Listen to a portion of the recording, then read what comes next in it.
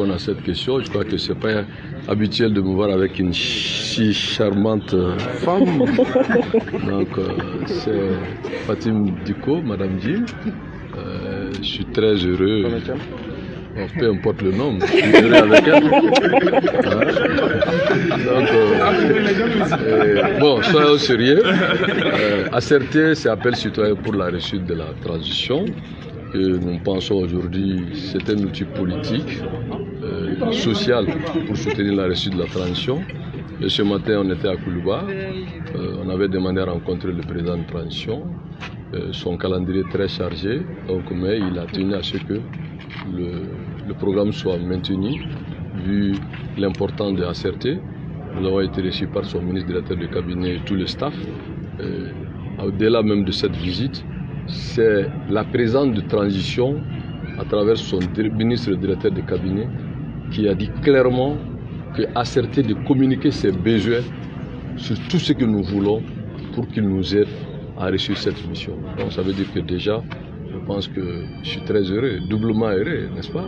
Avec cette belle femme qui est à mes côtés, et puis aussi être bien reçu aussi dans la maison du peuple qui est à Koulouba, et aussi nous aider à avoir des moyens de notre politique.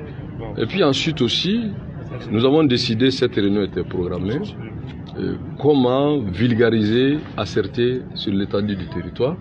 Donc nous avons adopté une politique de points focaux qui seront nos relais partout au Mali, au minimum 15 personnes, soit régions, cercles, communes, par endroit, pour que chaque activité que nous allons mener, ils peuvent faire le relais, ils peuvent être aussi nos représentants.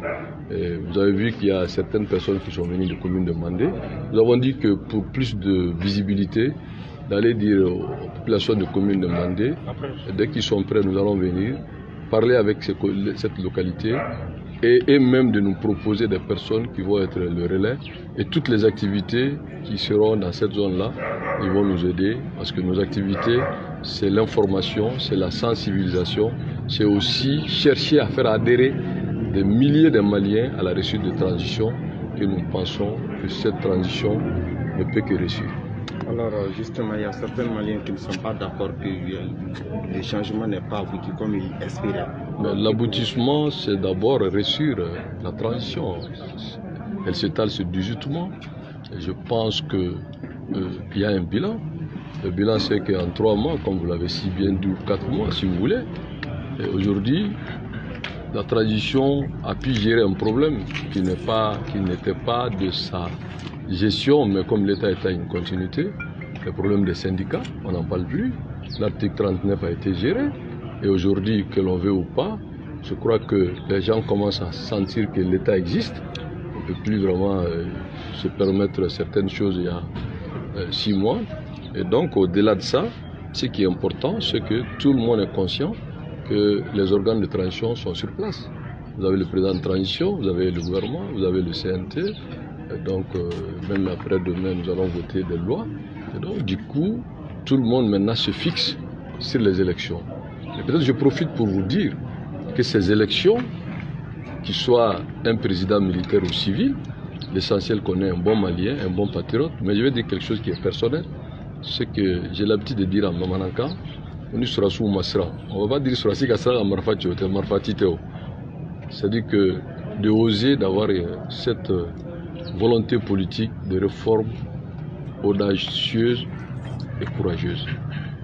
L'audacité, c'est quoi dans cette affaire? C'est de faire rupture avec un passé peu reluisant.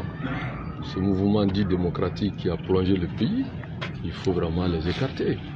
Et puis ensuite, les jeunes comme Assimi, c'est votre génération, comme Salia et d'autres, ce sont vos semblables. Alors, pourquoi pas vous, demain, en train de gérer ce pays-là, ce beau pays?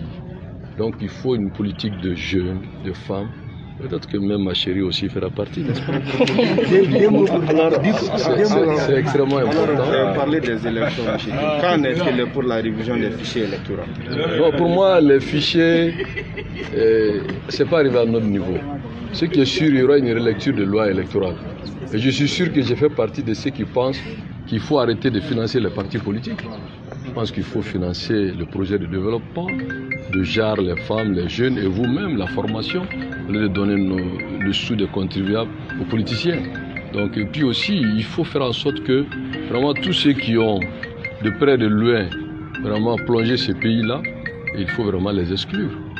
Vous savez, on ne peut pas faire de la démocratie sur la base que peut-être que certains diront que bon, c'est les prétentieux.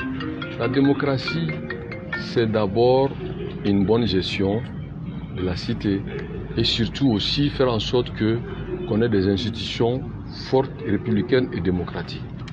Donc il ne peut pas avoir une démocratie si les institutions ne sont pas crédibles. Et vous avez vu, en 30 ans, il y a eu 3 ruptures. Et pourtant, il est dit dans la Constitution de 92 que le coup d'État est un crime imprescriptible. Pourtant, ils ont toujours consommé ces crimes-là, entre guillemets, et continuent à gérer l'État. Donc du coup, pour éviter ça, c'est le système. Donc il faut balayer le système et ceux qui étaient à la tête de ce système. Donc pour nous, c'est une position personnelle. Je pense qu'aujourd'hui, il faut faire la rupture avec ces vieux politiciens de 91 pour que des générations Assimi Goïta gardent le pouvoir. Je